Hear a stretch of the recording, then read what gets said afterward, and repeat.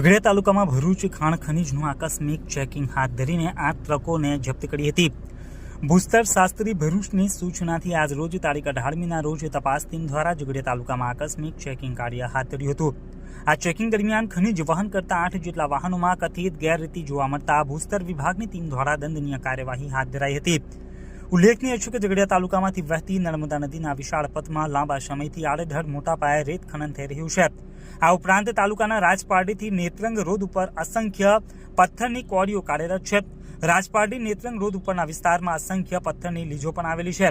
આ વિસ્તાર જંગલ અને પહાડી વિસ્તાર હોય, લાંબા સમયથી લીજ સંચાલકો દ્વારા મોટા પાયે પથ્થરોનું ખોદકામ થાય છે।